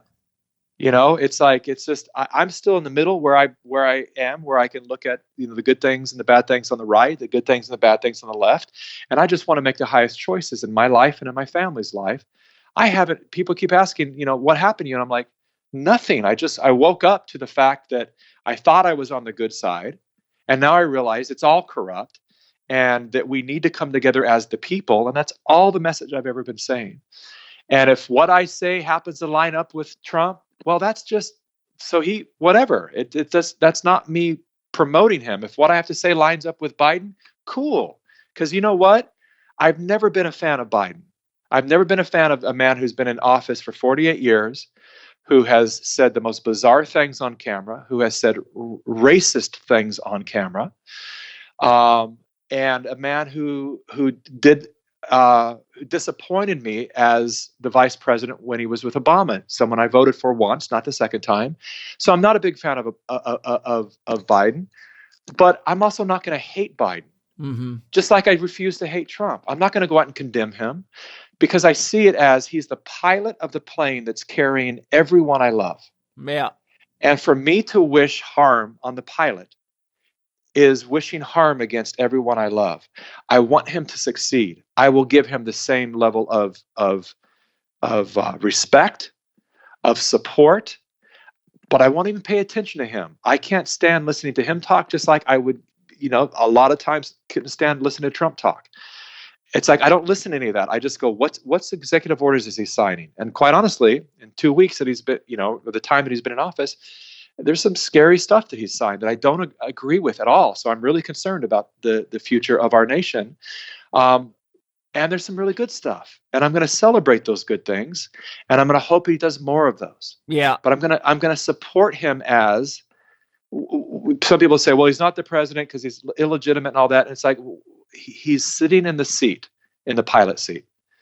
So that's all I need to know that I don't want to wish that person harm, because he's flying the plane that my family's on, and I'm going to support him. And so when the right comes to me to say, we want you to condemn Biden, I'm going to say the same thing. I'm not going to do that. I'm not going to talk hateful about him. I will say straight out, I'm not a big fan. And I'm not a big fan based upon his 47 years in politics that I've been able to research and look at and go, there's not a lot of stuff I look at that I go, I really love that he did this, or he was the champion of this. There's been a lot of talk and a lot of things that didn't happen. So I'm concerned about him sitting in the position that he's in, but that doesn't mean I'm not going to support him. I want him to succeed. I wrote a list of things that I do my very best to practice and teach my students, because in my holistic lifestyle coach training program, I teach them that they're going to be dealing with very complex people with very complex lives, complex health issues, mental issues, emotional issues, relationship issues. And so I tell them, you really have to be careful to stay detached from the story and not get sucked into it. For example, I say, you might be hearing from a woman about how her husband is abusing her and all sorts of stuff. But until you've actually talked to the husband, you may not realize that he feels as bad or more, or has as much or more evidence that he's being abused. So you can all of a sudden having all sorts of negative feelings toward the husband and talking to the wife as though he's the bad guy, not realizing that you're actually now polarizing the situation And instead of being a holistic health professional, you're being the opposite. So some of my tips that I've always gone by is follow the money, especially if anything says it's coming from scientific research at all, or if there's anything being paid for. For example, when you're looking at a political campaign, find out who's funding it, because then you're going to find out what the beliefs and the motives behind it are. Yeah. Is the resource credible, right? If it's a paparazzi magazine or the kind that was reporting on you, then light it on fire and throw it in the trash. Is the study design effective? And if you don't know, then before you make a decision, ask somebody. The example I give my students in class is in my library. I got rid of them now, but I used to subscribe to 36 journals around the world and paid researchers to read them and look for key information for me. And each month I would get a report of which journal had which articles, and they would highlight and tag the abstracts so that if I wanted to know more about centralizing a lumbar disc, I could quickly scan all the literature from the European medical system, the English, the British, the American, and even foreign medical systems, and come to a consensus about what's the best way. Mm-hmm. I would say to my patients, do you realize that for almost as long as medicine has been around, the medical system has consistently stated that exercise does not help back pain? And I would go to my library, and I used to have over 100 studies from peer-reviewed journals citing that exercise didn't help back pain.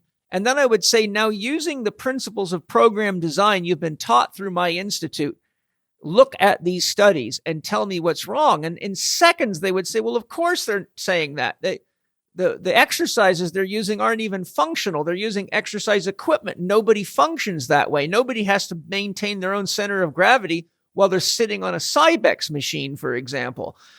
So I would say, look, the reason the medical system has this opinion is because they've been leaning on science designed by people that don't understand the science of exercise or human movement, but they call this scientific research. So you could easily fall into the trap if you don't know enough about study design. Who's paying the researchers?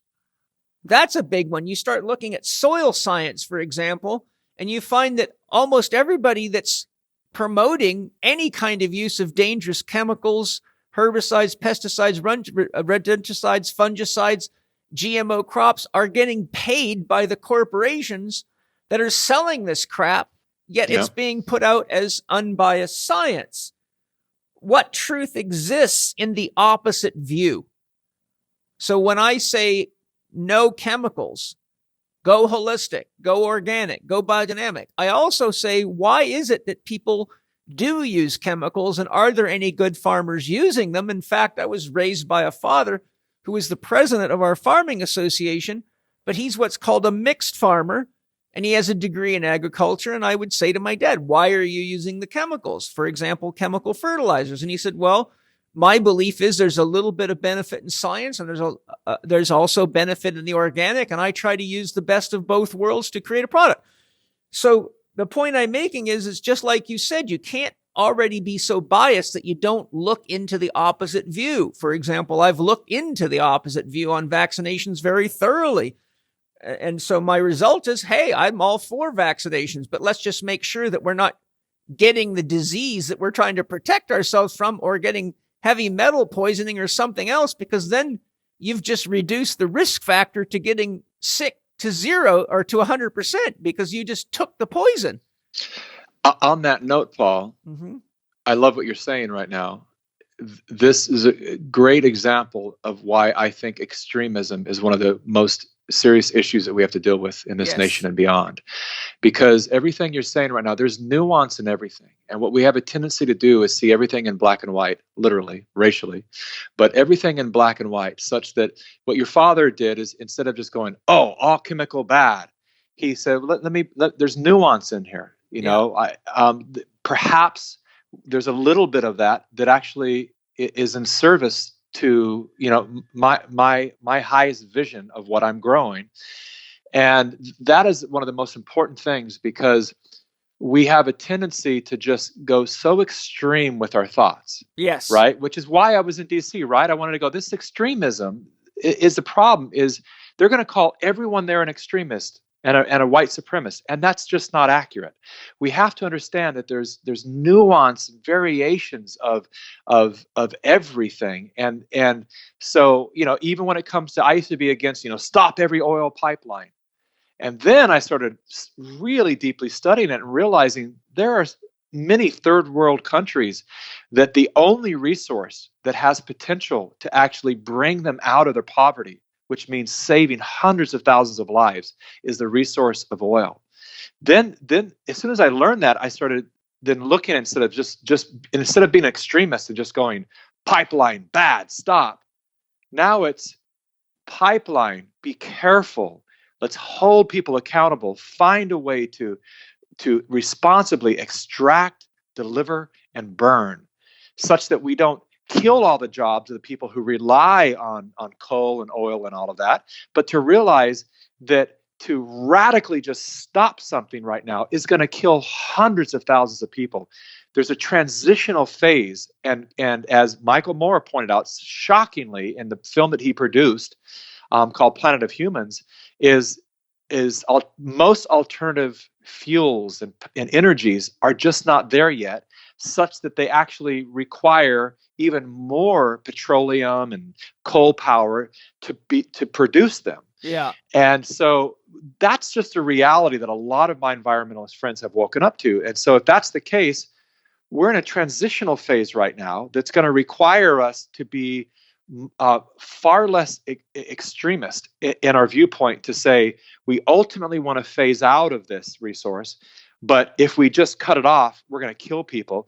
So let's find a way to make that gradual process happen such that it becomes a benefit for all involved, including, and how do the enormous profits of these pipelines, perhaps even how do like in some nations, the people get equity, and if they're in a territory for a certain radius where they're extracting oil from the ground, and some people are making billions of dollars on it, that money gets shared with the population. So how do we do this in a way where we go, yeah, I don't like the idea that just some big oil oligarchs are making billions of dollars sucking the oil out of the place where I live and polluting my water and my air and all of this, and they don't care. So how do we do it, though, in a way that isn't just stop, but it's like, let's do it in a way to where we actually, the profit of that benefits our territory, and we're super clear on holding the people accountable for the way they're extracting, delivering, and burning.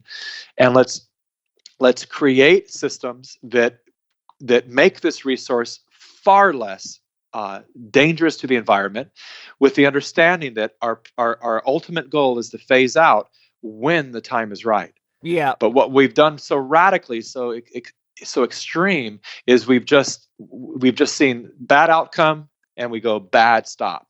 And this is the same kind of mentality that people are using against me right now. They say a meme, and instead of just exploring it and doing their homework, they just go, "Oh my God, domestic terrorist."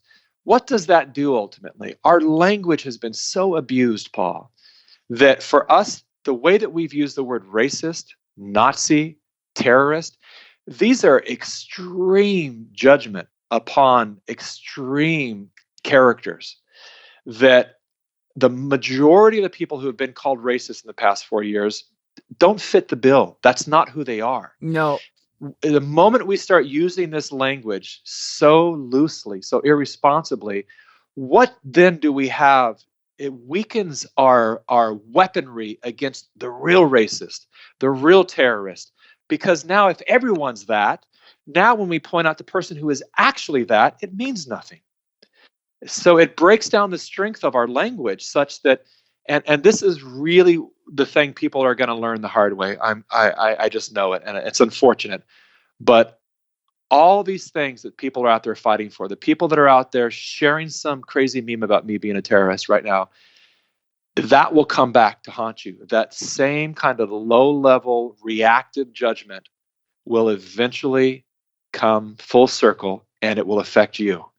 So be very careful about what you're doing towards other citizens right now, because it will all be used against you. Everyone who championed the censorship of YouTube and Twitter and Instagram and all that, they championed it because they said, okay, because they're suppressing the white supremacist. And then it went, okay, now they're suppressing all conservatives. Okay, now they're suppressing all Republicans. And now there's a big fight going on because now the progressives are going, we're getting suppressed and deplatformed and demonetized. That's how it works. It ultimately will affect all of us. So be careful what you vote for. That's why they Very say careful. What goes around comes around. That's exactly right. There's a couple of things. I'll finish my list because I think these are important for people to discern. But listening to everything you're saying, and this is how I do my best to live my life, it really seems to me that we need to seriously embody one of the principles that is sort of infused in Taoism and Zen. And I can summarize those philosophies in a very short statement. Not too much, not too little. And that's right where we need to be. Not too much oil, not too little. Not too much media, not too little. Not too much sex and drugs and food, and not too little, right? Yeah. And I think, if we really meditate on how our lives would be different if we didn't overdo or underdo. It's just like a good example is when you're disciplining a child. Too much is destructive and not enough is destructive. Yeah. And you have, as a parent, you have to be conscious enough and present enough to find that middle ground where the discipline is received and the therapy is given, but the damage isn't done to the point that next, 10 years later, you got a public shooting and it's your kid rebelling against dad's control. Yeah. To continue my list, what has history shown us? So whenever you're looking at an idea or a concept such as we should do this or we should do that, whether it be political or whether it be a new drug or a new vaccination or a new technology or a new religious idea, history is loaded with examples of what happened with almost every one of these types of things. So we can always just say, wait a minute, before I vote for anyone or spend my money on this, is there anything in the historical record about what happens to people when they use that path? And then what has happened to those that have done this? What has happened to those that became communists? What has happened to those that joined the Nazi party? What has happened to people that became racists or white supremacists or whatever? How does that affect their families? How does it affect the fabric of culture? How does it affect the world? How does it affect our sense of safety and security? Look at the alternative views. And a good example of this is, I study a fair bit of cosmology. Einstein believed that there had to be an ether, something to hold the planets and the stars in place. And if you study metaphysics, the ether's been talked about for well over 1,000 years. I'm probably up to 3,000. It's even mentioned in the Vedas, which are said to be 3,500 years old. But then when Michelson and Morley couldn't prove it, everybody just assumed that it wasn't there. But now current research comes back, and Einstein, before he died, even recanted his rejection of the ether and said, I was wrong. It has to be there. And now science is once again proving it's there. And the book that I shared with you, I think it's Electric Body, Electric Life by Eileen Day McCusick, gives us research showing, lo and behold, it's there. But we still have thousands and thousands of scientists around the world who outright reject it, even though the evidence using advanced technology shows it's there. And here's my final technique for critical thinking. Don't be lazy. If you're too lazy to look it up, just say, my suspicion is, or my personal opinion is, but I haven't really looked into it yet. Yeah, good point. So these are just a few things that I personally would love, at least the listeners from my perspective, because many of them are my students.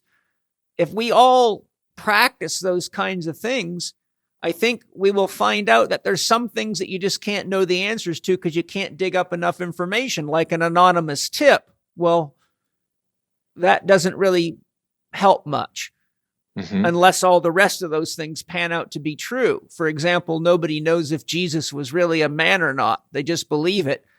But the reality of it is, if you look into what his teachings are, they're a high form of spiritual practice that very few people can practice. Yeah.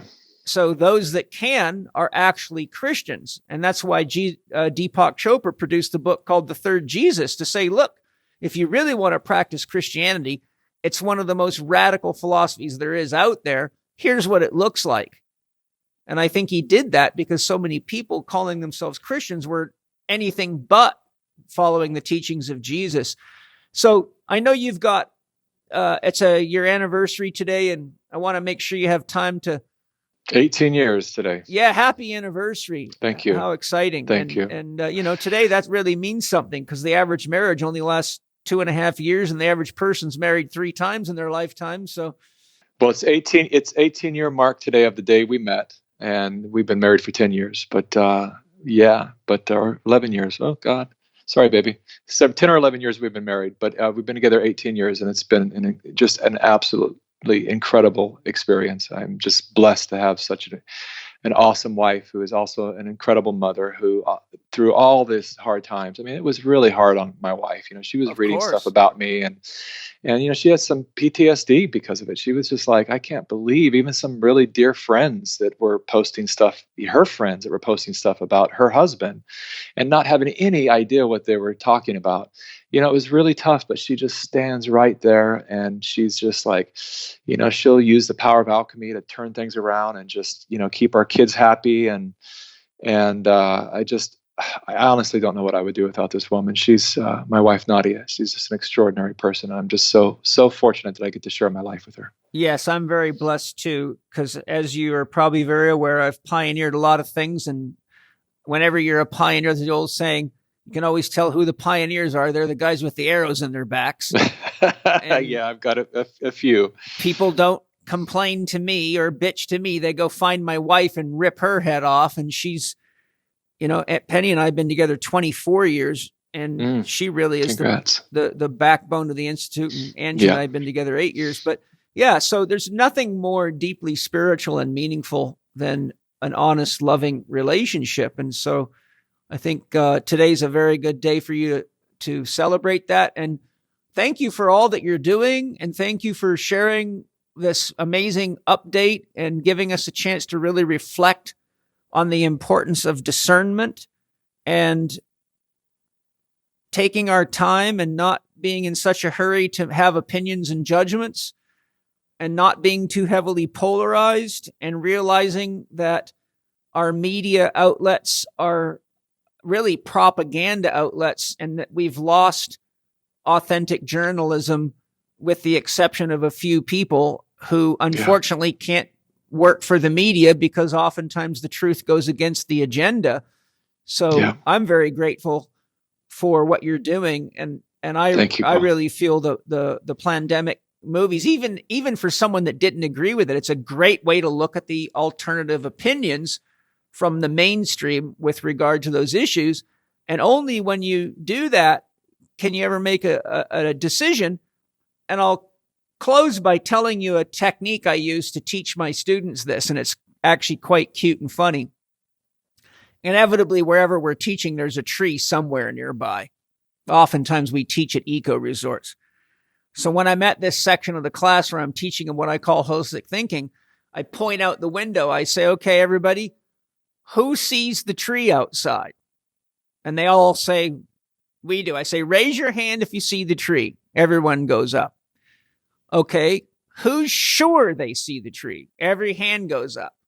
Then I say, are you sure you can see the whole tree? 99% of the hands go up.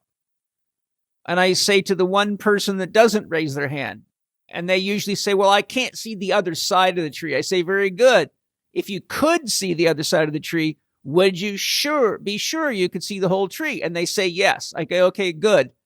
Then I show them a slide of the root system of a tree, showing that it's as big or bigger usually a lot bigger than what's above the ground. I say, Yeah. you got to remember that half that tree or more is below the ground. And when you're dealing with people's problems, you got to look deeper than what you can see. Even if you walk around the problem, you have to look into the roots of it, or you're going to be misled and you're going to be part of the problem, not the solution.